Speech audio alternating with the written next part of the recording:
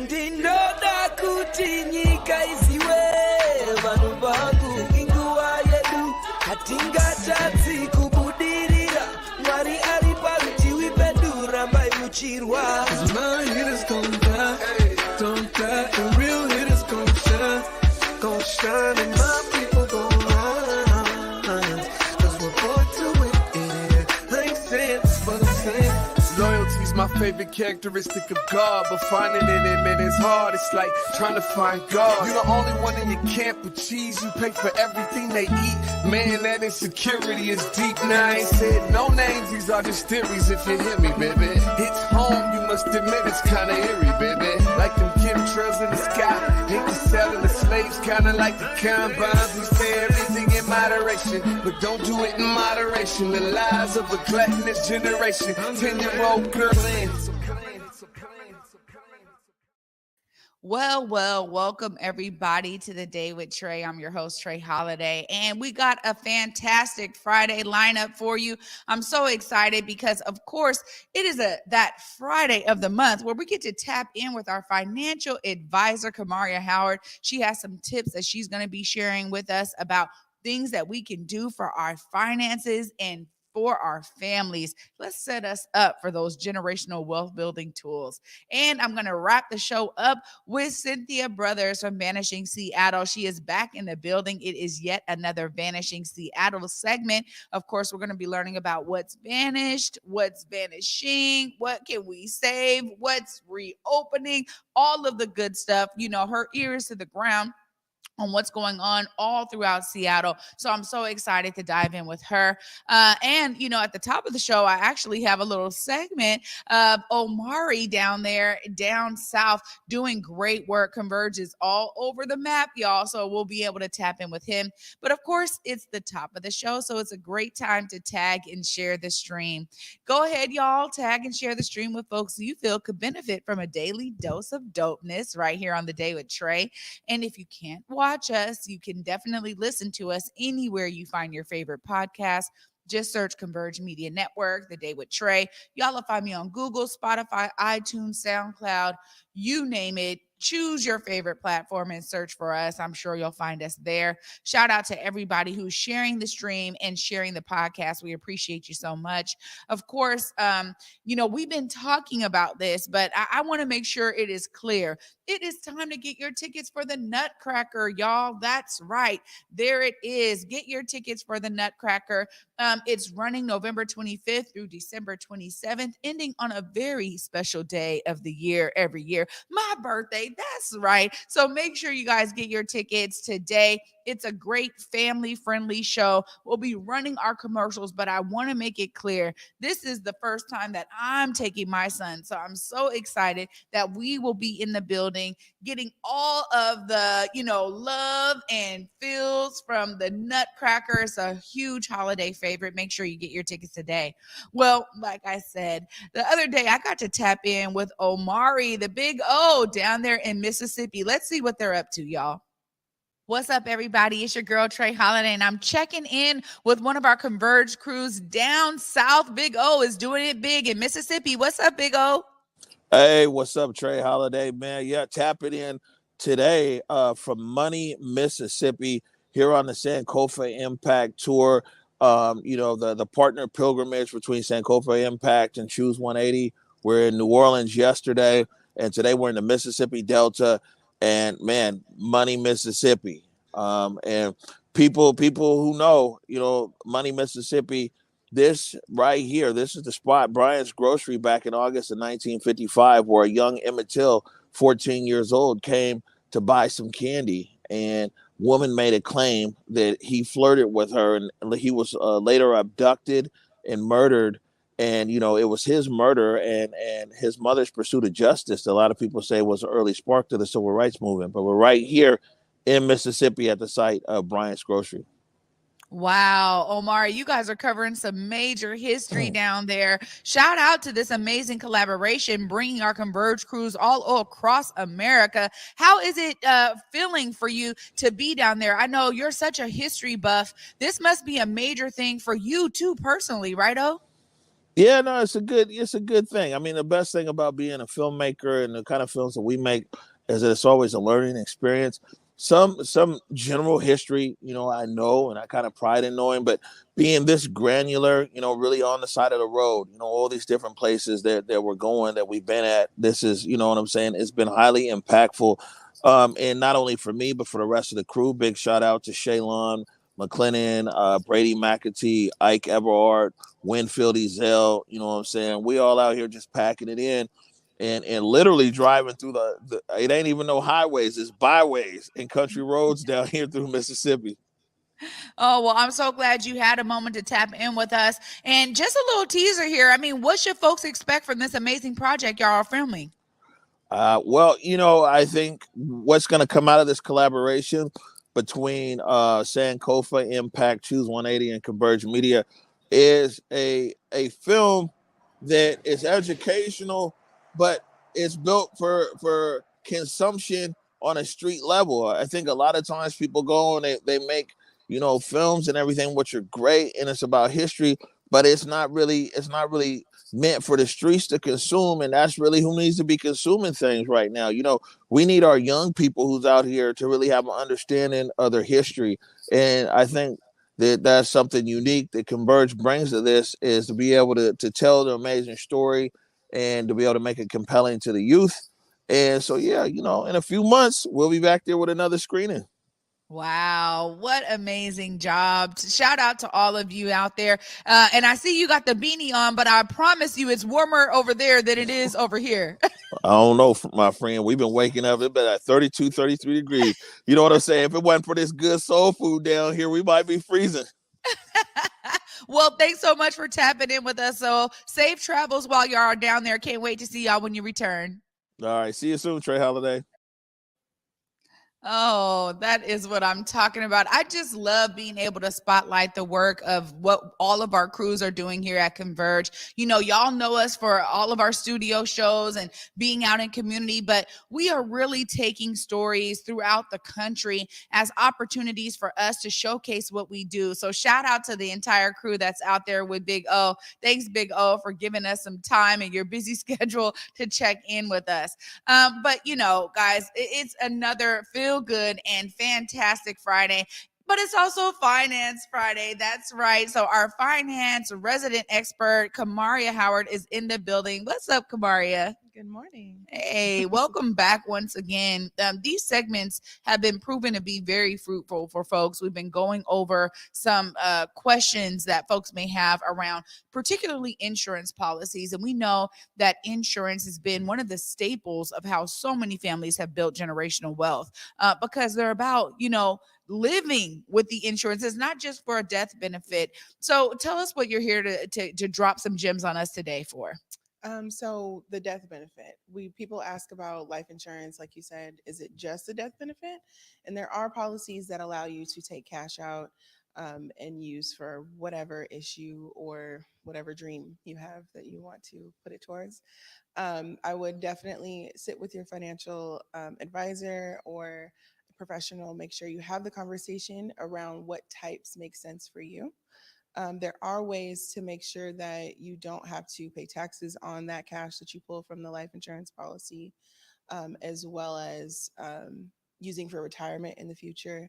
So there's a lot of ways to diversify your portfolio with life insurance. Yeah, this is something that I think I'm still learning. And right now, we're in such a strong information age still that I find myself saving a lot of clips from like Instagram reels that are like, hey, this is how you do it. You need to trust an LLC. Da, da, da. And then I came across one earlier this week that said, but if you're the one who has the idea for the trust, then technically you still own it. So now there's like entities that you can go through to get the trust so that you can create like a family bank. I'm just like, oh my God, I'm inundated with information. Yeah. And I really need to do another like session with a financial advisor. I'm gonna be checking you out. Okay. But I really need to understand some of these things. What else should the people know about insurance? Well, when you have your insurance, you also want to make sure you make an appointment with an estate attorney to be able to do the planning that involves your will and your trust, and make sure that you know exactly what's going to happen with that money when you're gone. Yeah, I mean, this is where folks start talking about the beneficiary, right? Mhm. How do you choose a proper beneficiary? Because some said, "Oh, well, you're making your kid your beneficiary, then they got to pay the taxes when you die." I'm like, "Oh, come on, man! All of these things we need to know." But how do you choose a proper beneficiary? So your beneficiary is going to be someone who has interest in whatever it is you leave behind. So your kids, your mother, whoever is going to be taking care of your debts or your home or planning your funeral. Those are people that have an interest in being a beneficiary. Yeah, you want to make sure you choose right too, because Yes. I mean, you don't want nobody just running off with the money. This is real serious, especially because death benefit is oftentimes one of the largest payouts that any family really deals with. I Mhm. remember my cousin died back in the day, and someone had a policy for her, and it was like $30,000, and that was like a huge amount for the Mhm. family to be able to receive afterwards. And I just remember at the time being like, whoa, that's like a huge chunk of money. And if you know what to do with that money, that can then become a way that you start to build wealth, For right? sure. Because if you're taking that money, of course, you're paying for funeral expenses and things like that. Mhm. But outside of that, take the excess Mhm. and do something beneficial with it, where now this asset is creating more assets. Absolutely. This is something I've been talking about for a long time, but it's also that these benefits allow for you to move into becoming an investor. Yeah. And it's like, if you act like you don't have it, but you really get with a financial advisor, a professional Mhm. that can help you say, okay, here's how you can build on this money. That's really key, right? For sure. Especially because with life insurance, you that is your legacy. And it can be your living legacy as well as the legacy of your passing. So when you leave your family, you're not just leaving debt behind, you're not just leaving memories, but you're leaving behind something that's going to build and affect multiple generations after you.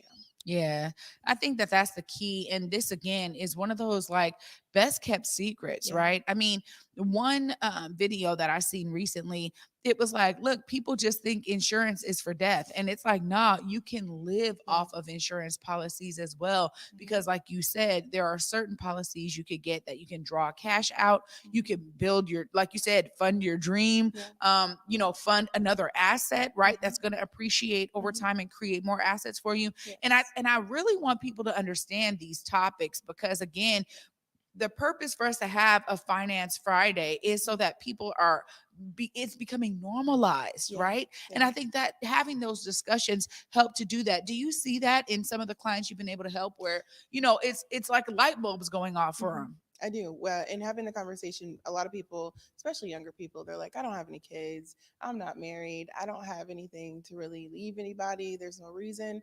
But you can also leave money behind for charities or things that you think matter to you. So it doesn't have to go to a person. It can also go to a charity that matters to you that you can make a difference for in the future. Yeah, and that's so true. I mean, there's so many different causes out here that, are really well worth having a generous benefit come into the charity. And I think about so many different community-based organizations, because sometimes folks think about the big name ones, right? Yeah. The national kind of federal Yeah. organizations, but there's some local ones. If that's why I'm always telling people to tap in to their local scene so that they know. Is there any other tip that, in terms of questions that people are asking that we need to cover today? A lot of people want to know if what insurance company they should go with.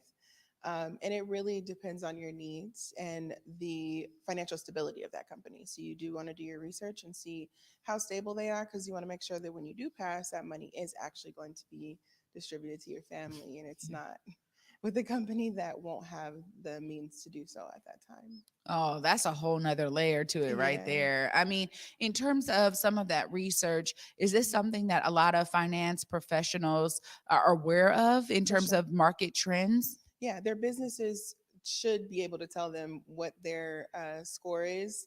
Every business has a score, including insurance. So everybody should know exactly what their company is doing. So you can ask them, or you can Google it. It is public information. Yeah. Yeah. Oh, goodness. Always great having you on. We so appreciate you. And for y'all out there, one of our finance professional brought us an amazing pot right here. And this plan has been rocking strong, but now we got it matching the scene. And I'm loving it because I love me some yellow and green. Thank you so much for bringing that to You're us so today. welcome. Well, also, thank you for all of the information you're bringing and taking the time out of your schedule to come here on these Fridays to make sure our families are aware of ways that they can utilize life insurance to benefit them.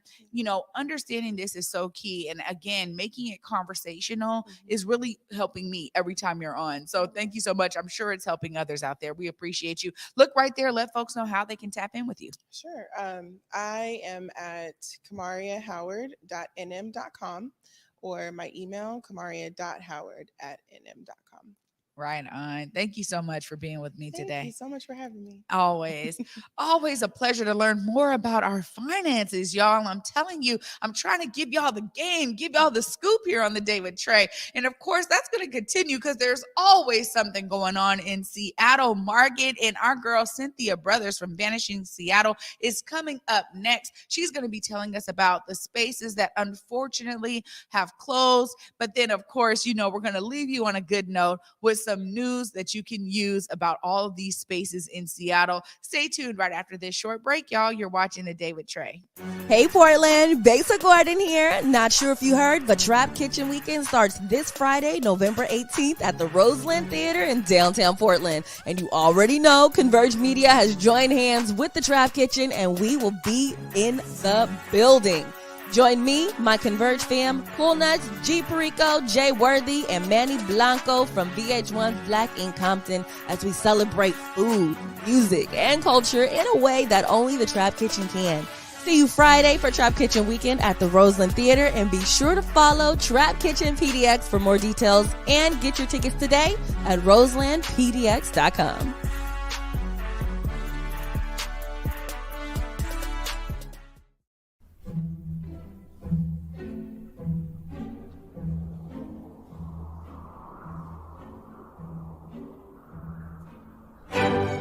A world of wonder awaits at Pacific Northwest Ballet's The Nutcracker.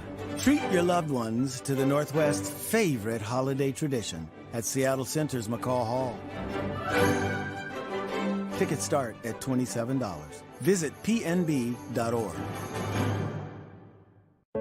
COVID-19 hurt my income, my health, and my family. We were about to lose our home when we heard we might be eligible for homeowner assistance funds from the government. We called 1-877-894-HOME, and a housing counselor stepped in, talked to our lender, and saved our home. Federal funding details at washingtonhaf.org. That's washingtonhaf.org.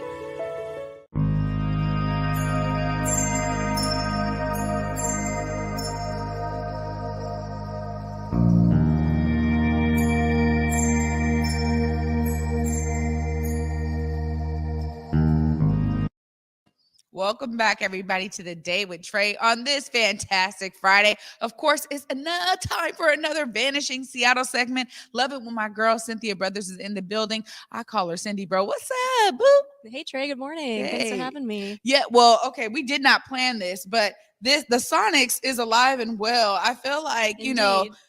we got good vibes, good energy here. Yeah, we're on the same wavelength. I'm apparently. telling you, that's a whole nother segment talking about bringing back the Sonics, man. The people that are working on that are so serious, and I love every second of it. I'm like, we need that team to come back. But I will say the Storm has been killing it for us, doing such a great job. Anyways, we won't get into basketball. Tell us about some of these spaces that we need to check in on. And, I know we got to start with some of the ones that are already gone. Tell us about it. Yeah, so to start off with the Vanish spaces, one spot that just closed on October 25th is Joe Bar in Capitol Hill. And that's been described as Capitol Hill's living room. It's a cafe that's been around for about 25 years. And just a place that felt very community oriented, neighborhood vibe. Did a lot of art exhibits, so supported emerging artists, a lot of Cornish students, regulars and residents that would, drop in every day. Apparently Macklemore is a big fan of Joe Bar Cafe. And I went to their last exhibit, and they had a farewell party on October 14th. And it was just like people spilling out onto the street and art covering the walls and live music. And you could just really feel the love in and for the space. And yeah, apparently they just had a situation that was untenable with their landlord. And so they ended up getting displaced. So many people messaged me about the closing of Joe Bar Cafe, that was their spot. And so they're just really heartbroken. And yeah, again, a kind of old Capitol Hill, neighborhood spot that's just, yeah, it's sad to see that go. Man. And then we go, what is going to replace it? Right. I mean, I'm just the intentionality of building in our city has got to come to a brink, right? Where it's just like these spaces that are community hubs, beloved by so many, for some odd reason, when it seems like it's the landlord, and I feel like it's a lot of, landlords that are not familiar with the feel and vibe of Seattle, the Seattle culture, right? Because part of me feels like if you really had a heart for that, you wouldn't even be thinking about it in terms of financial gain. You would actually build relationship with your tenants and do something to make sure that they are there, for the long term. And if you care about more revenue, find ways to help them make more revenue versus like trying to push them out. I got a bunch of ideas about this. What's the next space? Yeah, well, unfortunately, there's a bit of a theme here, but the next spot is Lucky Chinese, which has been in Georgetown for about 15 years. And they're having to close on November 30th because they have a new landlord that apparently tripled their rents. Super low key, kind of mom and pop hole in the wall spot. A lot of people in the Georgetown area, like industrial workers and just, folks in Georgetown would go there for lunch, and super sweet family. One of my favorites, just really good, fresh, and affordable classic Chinese American food. And one of the head cooks used to be at Green Village, which was like a legend in the International District for like 35 years. So the family's hoping to reopen. They just don't know where or when. So folks have, leads for them, let them know. But again, just a really awesome, sweet restaurant, great family that's getting pushed out. Well, the great thing about that though is that we can still go patron them right now. So Yes. I'm gonna have to look up their menu, see if they have some good veggie or vegan They options do, for me. yeah. It's that's one of my favorites when I became vegan, and I'm almost 100% there, but really eating vegan, it's like I go Asian all the time because whether it's Vietnamese, Japanese, Chinese, like, Thai food, there's always options, right? Yeah. So I love that. I love that I can go there today and, make sure I spend some money with them. I do think those kind of spaces are important for us to pour into as, local folks. And even for those, again, that maybe find themselves here for work or whatever, becoming a fabric of the community is so key. But these spaces really are a great avenue to do just that, right? Because like you said, a lot of folks are regulars at a lot of these spaces. So you can, almost like Cheers, you can go in, meet folks that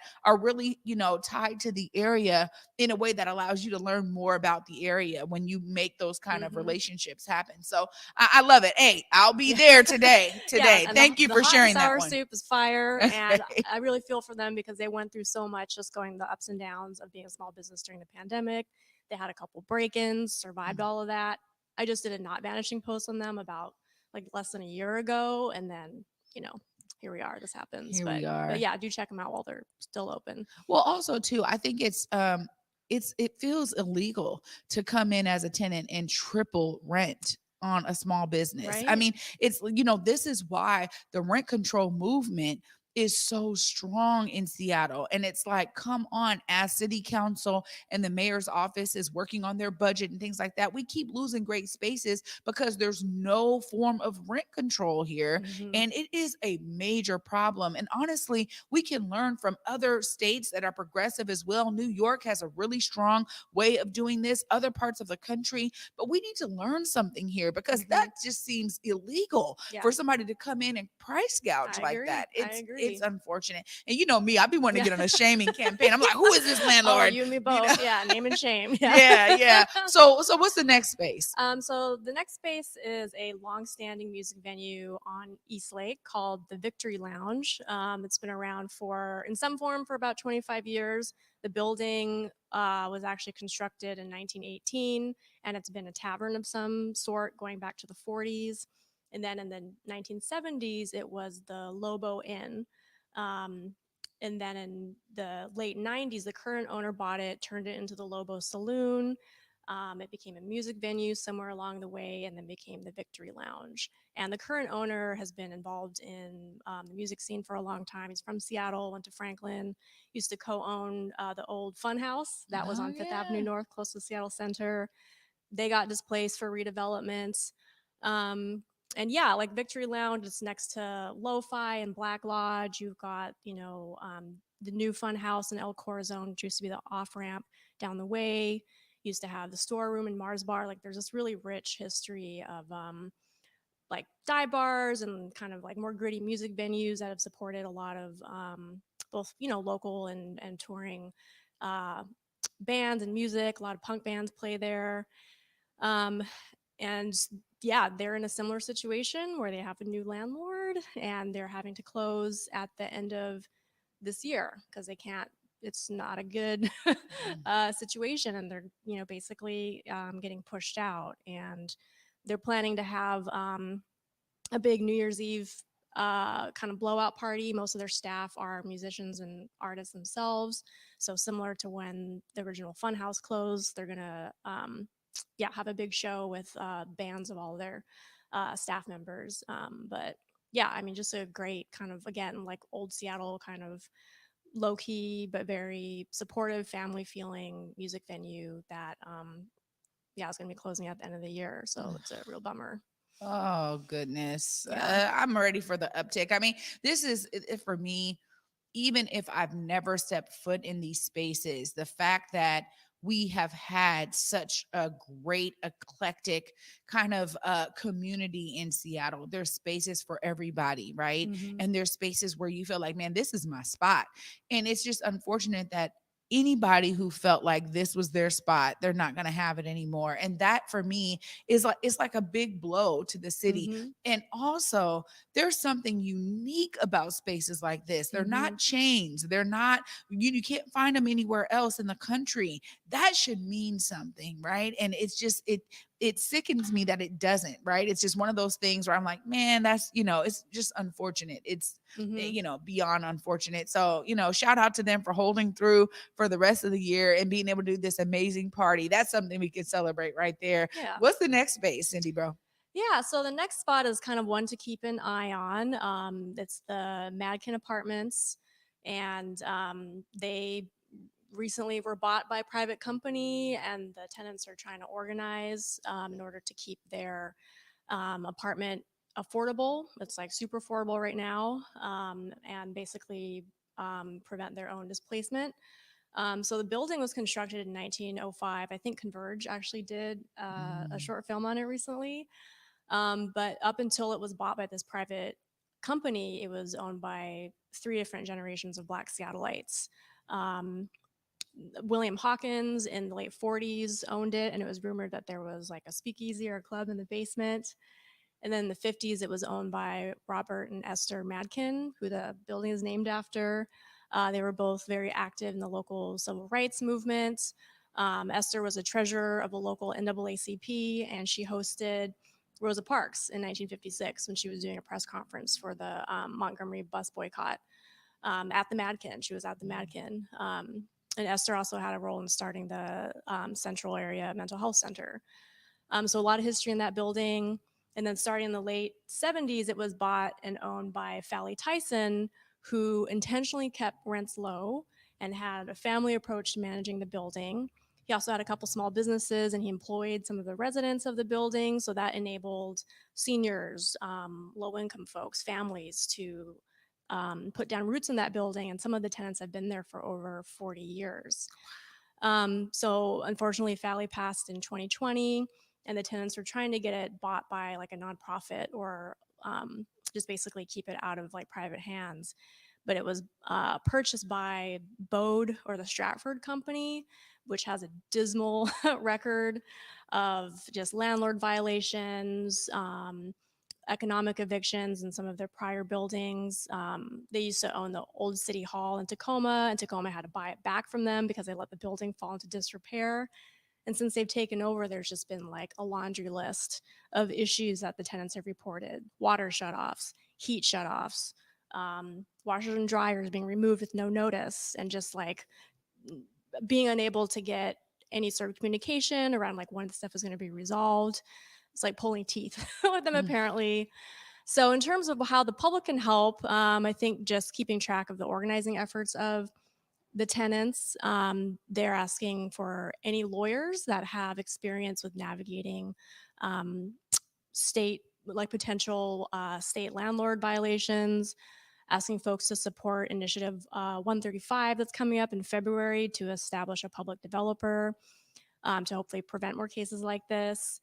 And then also getting support from city council members, especially Shama Sawant, who is in their district, to explore options for holding the landlord accountable, and if there's ways for like the city to buy that property and just protect that building and its longstanding tenants. So you can follow what they're doing at savethemadkin.com or Save the Madkin on social media. So yeah, there's a lot going on there. Man, but I love these kind of stories because they're like, we are going to rally together. We are going to work in a collective way. And it uplifts my heart so much because that's what's needed. And I think of that for every space. And I go there every time where I'm like, man, how can patrons of businesses, how can folks like this, the residents, rally together? Because really it takes somebody or some entity, a group of folks, to step out and be the advocates for these spaces, right? Otherwise, a lot of these real estate deals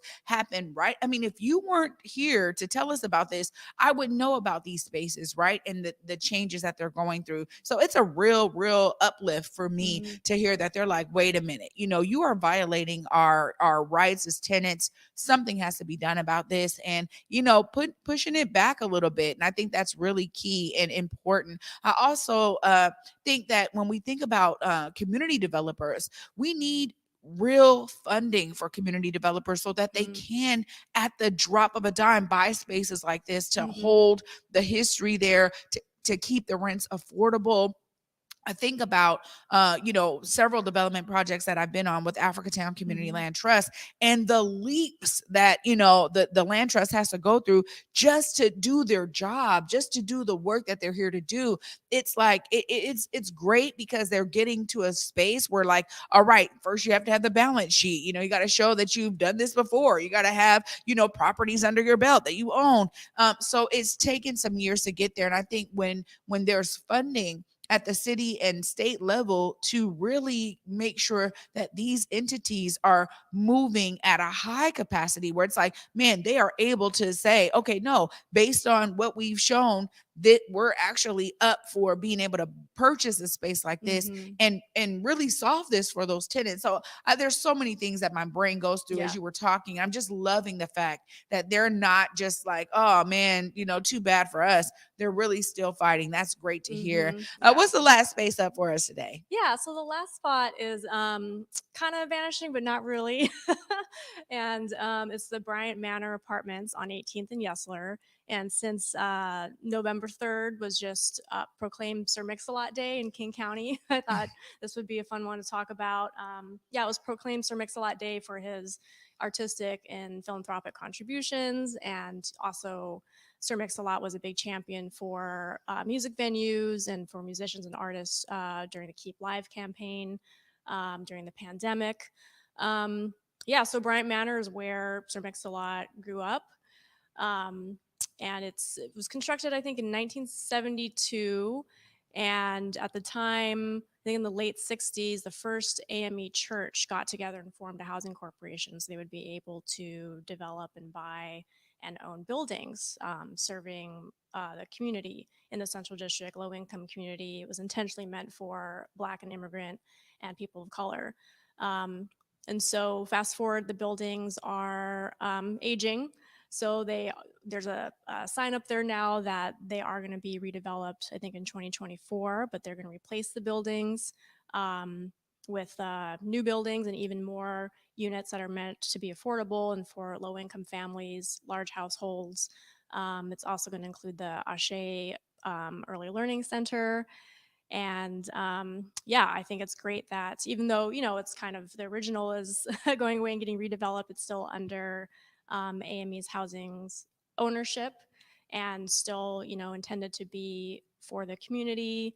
And another key thing is that it's going to have, I think, up to 4 bedrooms. So it's meant to serve large families or just families, which there's a huge shortage of in Seattle, of course. A lot of efficiency units or studios, but not a lot for, folks who have kids or just need more space. So and I've gotten, a fair amount of comments from folks who grew up in Bryant Manor saying that it's kind of bittersweet because they, have good memories growing up there, but it's great to see that it's still under community ownership and is going to be coming back with even more units. Yeah, I love this story because, of course, you talk about the Bryant Manor, almost any kid who grew up in the Central District, myself included, we had family that lived there. And I was fascinated by the design because they had 4 stories, right? Like they have townhouses that I would go up and then go up again and go up again and go up again. And I was like, man, they had my cousins lived there and I would go and visit them. And, they was tall. There were tall units, but also it is such a great story here that we get to end on because, they are being intentional to make sure that, people can still come back. I think that we saw, when it came to like Gessler Terrace and Holly Park, we've already seen how it can go wrong and how the families that were originally there no longer have the credentials to move back. And so I think that they've been able to learn from some of those mishaps to really ensure that this is a space where it's like, no, we know families will be displaced while we redevelop. However, we really want to still make sure that those families and more can return. And I love that their approach has been very community centric. And this is a great example of a lot of the churches that have property being able to do something with that property that's going to be a great benefit to community versus selling it off to the highest bidder, which I think is, there's ways to do that when you could sell it off into a community developer. I think about what Mount Calvary did, with Garner Global. So there's ways to do it. But again, this is a really great example that we get to end on a light note here. And I know so many families who grew up there. That was the stomping grounds. Yeah, that was the stop. Now you're talking my language. Well, of course, I want to give you a second to make sure folks know how to tap in with you, everything that Vanishing Seattle is covering and doing. Yeah, well, and thank you so much for adding that too. I know you have so much experience in this area, and so it's nice to see successful examples of community-driven development. So yeah, thank you for that. So folks can get a hold of me at vanishingseattle.org. Vanishing Seattle at Gmail or Vanishing Seattle on Instagram and Facebook. Please feel free to message me and let me know what you're seeing in your neighborhood. Yeah, absolutely. This is such a great, great way of community pouring in. I love when you say like, man, people are messaging me, telling me stories. That right there, you have a whole plethora of like things that I'm sure in terms of stories from these spaces, that's like a whole documentary probably. And I just recently connected with our girl, SJT, Stephanie Johnson Tolliver, over at Black Heritage Society. And she said, well, I need to get with Cynthia. Because that would be a phenomenal project because she has, they have over there so much history with a lot of these spaces, and it's a beautiful thing. I mean, you do such a great job with the research, and they already have so much. I can only imagine how that compilation would work together. So I'm so grateful for Miss Stephanie. Yeah. She's just such a wealth of knowledge, and I'd learn so much every time I get to have a conversation with her. Yeah, so, I told her, I said, no, you're not doing that project without me. I want to be involved in it. Because I love the idea, and I love learning more about these amazing spaces in our community. So thank you so much for covering this for us. Oh my goodness, you guys, I know we're over time, but right after this short break, I get to wrap all of this beautiful Friday-ness up for you. Stay tuned, you guys. You're watching The Day with Trae. Join us this holiday season at the Fifth Avenue Theater and feel the power of love overflowing with The Wiz. Filled with soaring soul and R&B songs, it's an effervescent explosion of music, dance, and magic your whole family will love. Ease on down the yellow brick road with Dorothy as she learns home isn't really where you live, it's who you love. The Wiz at the Fifth Avenue Theater, November 19th through December 23rd. Tickets at fifthavenue.org. Hey Portland, Basic Garden here. Not sure if you heard, but Trap Kitchen Weekend starts this Friday, November 18th at the Roseland Theater in downtown Portland. And you already know Converge Media has joined hands with the Trap Kitchen, and we will be in the building. Join me, my Converge fam, Cool Nuts, G Perico, Jay Worthy, and Manny Blanco from VH1's Black in Compton as we celebrate food, music, and culture in a way that only the Trap Kitchen can. See you Friday for Trap Kitchen Weekend at the Roseland Theater, and be sure to follow Trap Kitchen PDX for more details and get your tickets today at roselandpdx.com.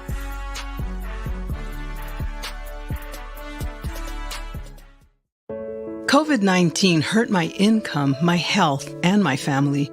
We were about to lose our home when we heard we might be eligible for homeowner assistance funds from the government. We called 1-877-894-HOME, and a housing counselor stepped in, talked to our lender, and saved our home. Federal funding details at washingtonhalf.org. That's washingtonhaf.org. Habari Gani.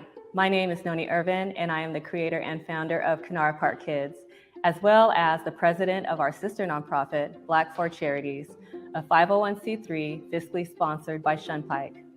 Together, we are hosting the Kwanzaa Awards because it is important that we acknowledge and recognize the contributions and efforts of individuals and organizations who are showing us what the Kwanzaa principles look like throughout the year. The nomination window is open October 1st to November 30th, and yes, you can submit more than one nomination. Eligibility is simple. Individual award recipients must identify as Black, African American, or Pan-African, and organization award recipients must be 100% Black owned if for-profit, or 100% Black led if nonprofit.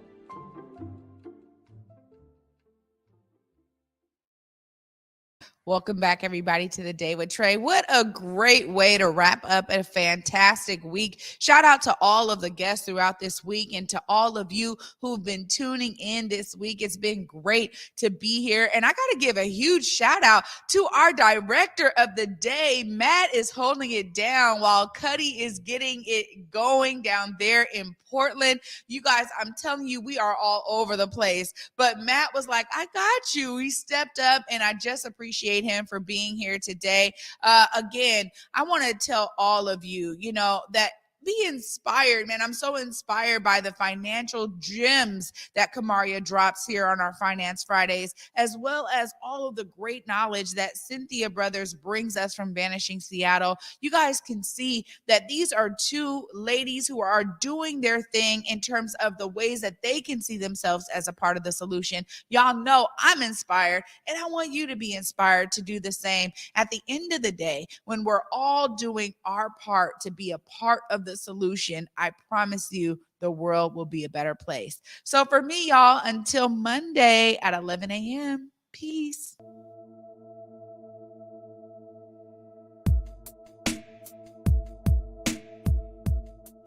Converge Media produces culturally relevant content for Black and urban audiences. Our coverage is raw, transparent, and objective, praised by community leaders, government officials, and residents. Support Converge Media today via Venmo, Cash App, or PayPal at Converge Media.